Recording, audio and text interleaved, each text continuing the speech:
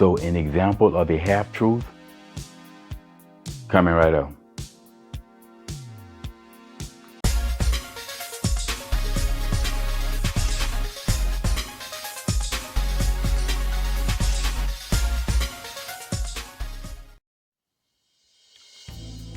What's up, y'all? Welcome back to Common Sense Logic Reason. And as always, I want to say thank y'all for joining me today. So y'all know that I've said many times that the left rarely make honest arguments because they're not in it for the objective truth. They're in it only care about their narratives and pushing their narratives, and they will lie to do so. I mean, matter of fact, the only time that you ever get an honest argument with them is if the facts are on their side. In that case, we can all agree because people on the right all about the objective truth. What does the evidence say?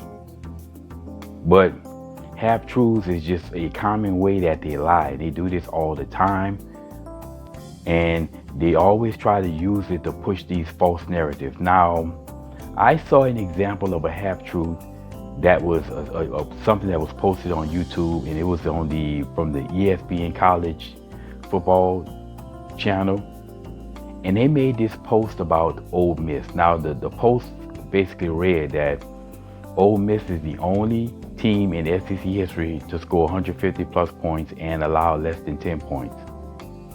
And this, of course, the first 3 games of the season. Now, at first thought, you would say that's pretty good. I mean, they scored basically 168 points and only allowed 9 through the first 3 games. I mean, that's pretty good. I mean, most people wouldn't argue with that.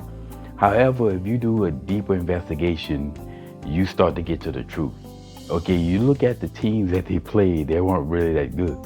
Well, at least for the level of competition that Ole Miss is, which is a Power 5 team, a Power 5 conference, or the SEC, right? Well, who did they play?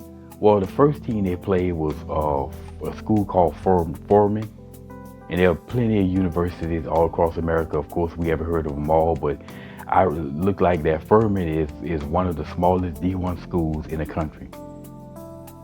And then the following week, they played Middle Tennessee State. I believe that's an HBCU. I could be wrong, but I believe Middle Tennessee State is an HBCU. And then the week 3, they played Wake Forrest. Now, Wake Forest, at the time they played, was like of the 17 teams in the ACC, they were 16th. Wake Forest is not a very good team. So that's nothing to brag about. I mean, if they play that schedule, you expect them to outscore their opponents by that much.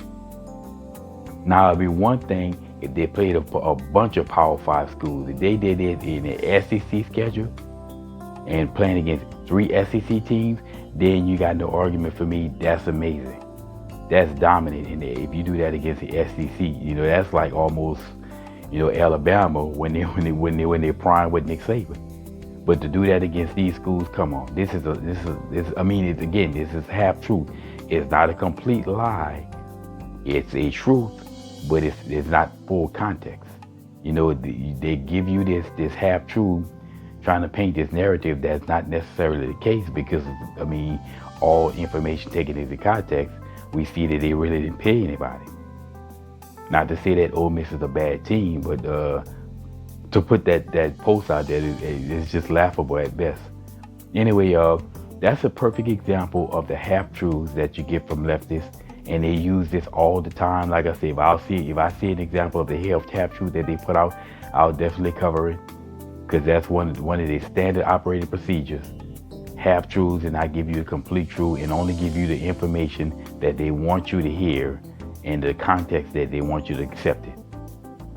But anyway, y'all, as always, until next time.